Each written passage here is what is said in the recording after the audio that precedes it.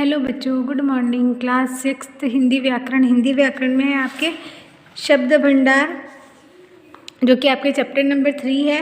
इसमें हमने कल हमने वीडियो में देखा था कि भाई इसके हमने शब्द विचार का जो प्रकार भी पढ़े थे हमने, जो सार्थक शब्द है, निरर्थक शब्द है, और उसके बाद में हमने शब्दों के भेद यानी कि शब्दों का जो वर्गीकरण है वो हमने देखा था। उसमें हमने उत्पत्ति के आधार पर और रचना के आधार पर पढ़ा था। ठीक है, आज हम पढ़ते हैं अर्थ के आधार पर और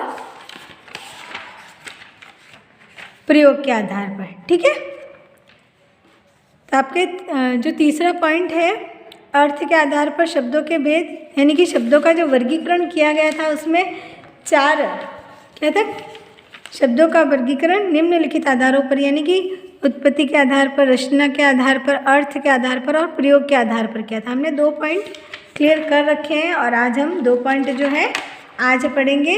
अर्थ के आधार पर शब्दों के भेद तीसरे नंबर पर है। अर्थ के आधार पर शब्दों के भेद जो है निम्नलिखित है: विलोम शब्द, पर्यायवाची शब्द और एकार्थी शब्द। ठीक है, तो इसमें है पहला आपके है विलोम शब्द।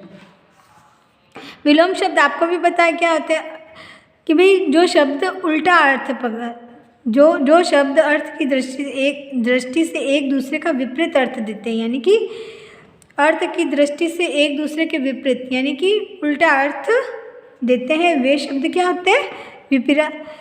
विपरीतार्थक शब्द। ठीक है, तो यहाँ पर आपके कुछ विलोम शब्द दे भी रखे हैं।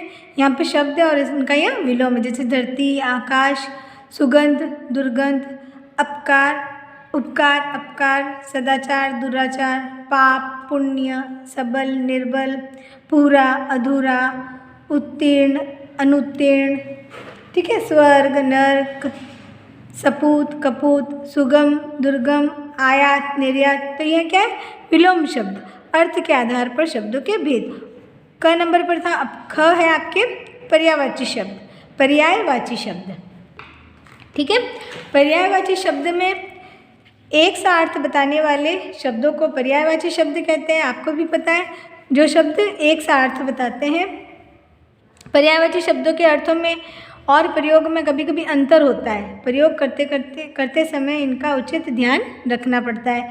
ऐसा न करने पर कभी कभी वाक्य जो है आपका गलत बन जाता है, क्योंकि पूर्ण पर्यायवाची शब्द भाषा में बहुत कम होते हैं। शब्दों के प्रसंग के कारण कुछ भेद हो जाता है। यहाँ पर्यायवाची शब्द दिए गए हैं, यहाँ पे आपको इनको याद करना है। ठीक है, यानी कि इनका जब प्रयोग करते हैं किसी वाक्य के अंदर तो आपको पूरा ध्यान रखना पड़ता है, यानी कि उचित शब्द का ही प्रयोग किया जाता है वाक्य के अंदर। जैसे कि आँख, नयन, लोचन, चक्षु, यहाँ पे अथवा, किवा, या, वरण, वा, और। तो यहाँ पे जो और शब्द है, अथवा भी बोलते हैं, और भी बोलते हैं, या भी बोलते हैं, वरण भी बोलते हैं, वा भी बोलते हैं। वैसे ही कोमल, नर्म, मुलायम, मृदु। तो यह जो शब्द है पर्यायवाची शब्द है। अभिलाषा, इच्छा, कामना, चाहना, आकांक्षा, इंद्र, सुरेश, देवराज, देवेंद्र, गंगा, गंगा का है भागीरथी, सुरसरी, देव नदी। ठीक है, यह गंगा के अलग अलग नाम है लेकिन है गंगा ही। ठीक है, तो यहाँ पर आपके हो गया पर्यायवाची शब्द। जैसे कि ये चैप्टर है शब्द विचार पे ही है चैप्टर है, तो यहाँ पे हर शब्द के बारे में आपको बताया गया। कुछ विलोम होते हैं, पर्यायवाची होते हैं, एकार्थी शब्द होते हैं। अब देखते हैं एकार्थी शब्द। जिन शब्दों का एक ही अर्थ होता है उन्हें क्या कहते हैं? एकार्थी शब्द। जैसे कि इंदिरा गांधी, अलीगढ़, जनवरी, मंगल आदि। तो यह शब्द एकार्थी है, यानी कि इनका एक ही अर्थ होता है, कोई दूसरा अर्थ नहीं होता है। उसके बाद में सूक्ष्म अर्थ भेद वाले शब्द, यानी कि उसमें छोटा सा अर्थ भेद होता है, तो वह शब्द आपके दे रखे हैं। प्राय पर्यायवाची शब्द का अर्थ एक जैसा लगता है, परंतु उनमें बहुत थोड़ा अंतर होता है। यानी कि कुछ पर्यायवाची शब्दों का अर्थ जैसे एक जैसा लगता है, लेकिन उनमें थोड़ा सा अंतर होता है। वो जैसे कि यहाँ पे दे रखा है आज्ञा, अनुमति, तो आप देखते हैं आज्ञा और अनुमति एक ही है, लेकिन उनमें थोड़ा सा अंतर है। आज्ञा जो होता है बड़ों का छोटों को कुछ करने का आदेश, और अनुमति जो होता है बड़ों द्वारा दी गई अनुमति। आज्ञा तो आदेश हो गया, किसी को आदेश देना जो बड़े छोटों को देते हैं, और अनुमति जो होती है जैसे कि आप बड़ों से किसी चीज़ की स्वीकृति मांगते हैं तो वो क्या होगी, अनुमति। फिर यहाँ पे और भी दे रखे हैं अमूल्य, बहुमूल्य, तो देखते हैं अमूल्य। अमूल्य जो होता है जो चीज़ मूल्य देकर भी प्राप्त नहीं होती, यानी कि उसकी कितनी भी कीमत देते हैं लेकिन वो फिर भी प्राप्त नहीं होती है। और बहुमूल्य जो होता है जिसका बहुत अधिक मूल्य होता है। तो यहाँ पे अमूल्य और बहुमूल्य के बारे में सूक्ष्म भेद बताया गया है। फिर है आलोचना और निंदा। ठीक है, आलोचना और निंदा ऐसा लगता है कि भाई सेम है, एक जैसी है, लेकिन इनमें अंतर है। आलोचना जो होता है बिना पक्षपात के गुण दोष बताना, और निंदा जो होता है पक्षपात के साथ बुराई करना। फिर है गूंथना या गूंदना। गूंथना यानी कि जैसे गूंथना, जैसे कि माला गूंथते हैं या चोटी गूंथते हैं तो इसको गूंथना बोलते हैं। तो ये शब्द और गूंदना एक जैसा लगता है लेकिन अलग अलग है, इनमें अलग अलग अर्थ है। और गूंदना जो होता है आटे में पानी मिलाकर जो आटा गूंदते हैं उसे गूंदना बोलते हैं। तो ये सूक्ष्म अर्थ बताने वाले शब्द हैं। ठीक है, इसे क्या बोलते हैं, सूक्ष्म अर्थ भेद वाले शब्द। ठीक है, उसके बाद में अनेकार्थक शब्द। अनेकार्थक शब्द हिंदी में कुछ शब्द ऐसे हैं जिनके एक से अधिक अर्थ होते हैं, इन्हें अनेकार्थक शब्द कहते हैं। ये विभिन्न प्रसंगों के वाक्यों में प्रयुक्त होकर अलग अलग अर्थ देते हैं, तो इन्हें क्या कहते हैं, अनेकार्थक शब्द। जैसे कि जिनके एक से अधिक अर्थ होते हैं इन्हें अनेकार्थक कहते हैं। ये विभिन्न प्रसंगों के वाक्यों में प्रयुक्त होकर अलग अलग अर्थ देते हैं, यानी कि हर प्रसंग के वाक्य में प्रयुक्त होते हैं और अलग अलग अर्थ देते हैं। इनके एक शब्द के कहने का मतलब है एक शब्द के बहुत से अलग अलग अर्थ होते हैं। ऐसे अनेकार्थक शब्द यहाँ पर दिए जा रहे हैं। इन्हें आपको याद करना भी है और लिखना भी है। ठीक है, अक्ष यानी कि दूरी, आँख, कील, फिर यानी कि अक्ष के मतलब अलग अलग अर्थ हैं। आँख भी कहा जाता है, कील भी कहा जाता है और दूरी भी कहा जाता है। फिर है अमृत। अमृत यानी कि भाई अमृत को दूध, जल, पारा, अन्न, इनके अलग अलग अर्थ है शब्द के। और भी यहाँ पे दे रखे हैं अंक, अली, अक्षर, यहाँ पे अक्ष वापस आ गया है। फिर भी यहाँ पे है आँख, सर्प, धूरी, कील, और अली कोयल, मदिरा, भंवरा, बिच्छू। तो यहाँ पे अली जो शब्द है इसके अलग अलग अर्थ है, अलग अलग अर्थ है। अली को कोयल भी कहते हैं, मदिरा भी कहते हैं, भंवरा भी कहते हैं, बिच्छू भी कहते हैं। फिर है अक्षर, वर्ण, ब्रह्मा, विष्णु, धर्म, मोक्ष। तो यहाँ पे जो है ये जो शब्द दे रखे हैं अलग अलग अर्थ, यानी कि हर शब्द का अलग अलग अर्थ है, तो इनका जो प्रयोग किया जाता है वाक्यों में तो वह अलग अलग अर्थ देते हैं। तो इनका प्रयोग भी बहुत ही सावधानी के साथ किया जाता है। उसके बाद में आपके समश्रुति भिन्नार्थक शब्द। हिंदी में अनेक ऐसे शब्द हैं जो युग्म है, जिनके उच्चारण में बहुत ही कम अंतर होता है, लेकिन कहने का मतलब बहुत कम अंतर होता है, बिल्कुल सूक्ष्म अंतर होता है, इसलिए ये समान प्रतीत होते हैं किंतु इनके अर्थ भिन्न भिन्न होते हैं, लेकिन इनके अर्थ बहुत ही भिन्न होते हैं। कुछ समश्रुति भिन्नार्थक शब्द यहाँ पर आपके दे रखे हैं, जैसे कि अन्न, अनाज, अन्य, दूसरा, अंतर, भेद, अंदर, भीतर। ठीक है, यह आपके भिन्नार्थक शब्द हैं।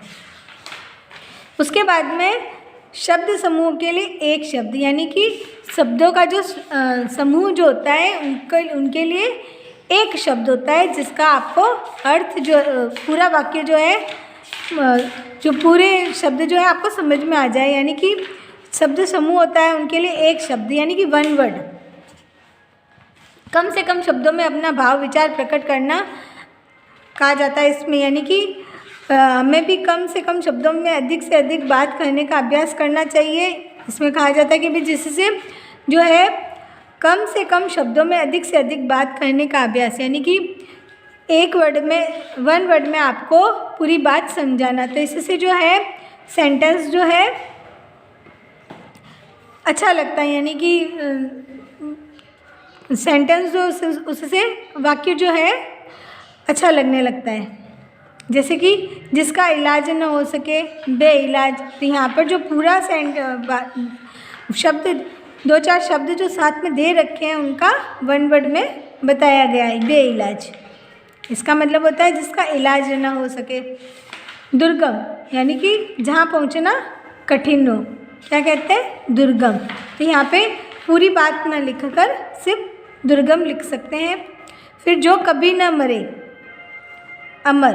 तो अमर कहते ही समझ में आ जाता है कि जो कभी न मरे। तो यह है शब्द समूह के लिए एक शब्द, यानी कि वाक्यांश के लिए एक शब्द। ऋणी, जिसने ऋण न चुकाया हो, क्या कहते हैं, ऋणी। जानने की इच्छा करने वाला, जिज्ञासु, क्या कहते हैं, जिज्ञासु। जो स्त्री संतान को जन्म न दे सके, बंधिया। क्या बताया गया इसमें, बंधिया। जो मीठा बोलता हो उसे क्या कहते हैं, मृदुभाषी। क्या कहते हैं, मृदुभाषी, जो मीठा बोलता हो। जो कड़वा बोलता हो, कटुभाषी। जिसके कोई संतान न हो, निसंतान। अपनी हत्या स्वयं करने वाला, आत्मघाती। ठीक है, तो यहाँ पे वाक्यांश के लिए एक शब्द के आपके 10 उदाहरण दे रखे हैं, यह आपको याद करने हैं। उसके बाद में प्रयोग के आधार पर सबसे लास्ट है आपका, जिसमें विकार प्रयोग के आधार पर दृष्टि से शब्दों को 2 भागों में बांटा जा सकता है। यानी कि इसमें विकारी और अविकारी, यानी कि प्रयोग के आधार पर शब्दों के भेद हैं, विकारी और अविकारी। विकारी शब्द है जिन शब्दों का रूप लिंग, वचन, कारक या काल के कारण परिवर्तित होता रहता है, वे शब्द क्या कहलाते हैं, विकारी। जिसमें लिंग, वचन, कारक या काल, जैसे कि उदाहरण के रूप में देखते हैं, लिंग में देखते हैं कि भाई जैसे कि घोड़ा, तो उसका लिंग परिवर्तन होता है तो घोड़ी। तो यह क्या हो गया, यह किस में आएगा, विकारी शब्द में, क्योंकि यह इसका प्रभाव जो है लिंग, वचन, कारक के कारण परिवर्तन हो रहा है। वचन में देखते हैं, जैसे कि यहाँ पे उदाहरण दे रखा है, कुत्ता, कुत्ते, कुत्तों, तो यहाँ पर वचन के अनुसार इनमें परिवर्तन हो रहा है। कारक से भी इनमें परिवर्तन होता है, सर्वनाम से भी इनमें परिवर्तन, संज्ञा, सर्वनाम, विशेषण, क्रिया शब्द आते हैं इसमें। यहाँ पे सर्वनाम दे रखा है, मैं, मुझे, मेरा, तो यह परिवर्तन आते हैं, क्या कहते हैं, विकारी शब्द। इसमें क्रिया शब्द भी आते हैं, जैसे कि खाता, खाती है, खाता है, खाते हैं, तो यहाँ पर क्रिया शब्द से भी इनमें परिवर्तन आ रहा है। तो जिन शब्दों में संज्ञा, सर्वनाम, विशेषण और क्रिया शब्द आते हैं, इनमें परिवर्तन होता है, विकारी शब्द कहलाते हैं। दूसरा है आपके अविकारी शब्द। अविकारी शब्द वे होते हैं जिन शब्दों के रूप में लिंग, वचन आदि के कारण कभी भी कोई परिवर्तन नहीं होता है, वे अविकारी शब्द कहलाते हैं। जैसे कि इनमें इसके अंतर्गत आते हैं क्रिया विशेषण, संबंध बोधक, समुच्चय बोधक और विस्मयादि बोधक। यहाँ पे आपके उदाहरण भी दे रखे हैं। ये जो है, अरे, यह जो है विस्मयदिबोधक हे, अरे, तो ये शब्द परिवर्तित नहीं होते हैं, जैसे है वैसे के वैसे लिखे जाते हैं। जैसे कि और, आप कोई भी वाक्य ले लेते हैं, उसमें और जो शब्द लिखते हैं आप, तो वह और सेम टू सेम लिखा जाता है, इसमें कोई परिवर्तन करके, चाहे वो वचन आगे वचन परिवर्तित हो आगे, तो फिर भी आप इसमें यह और जो है अविकारी शब्द है, ऐसे कैसे लिखा जाता है। नित्य, किंतु, यहाँ, वहाँ, ये जो शब्द हैं जैसे हैं वैसे के वैसे लिखे जाते हैं, इनमें कोई भी परिवर्तन नहीं होता है, अविकारी शब्द कहलाते। ठीक है, यह चैप्टर आपके हो गया। इसमें जो है आपके अभ्यास प्रश्न जो है हम अगले वीडियो में करेंगे। थैंक यू बच्चों।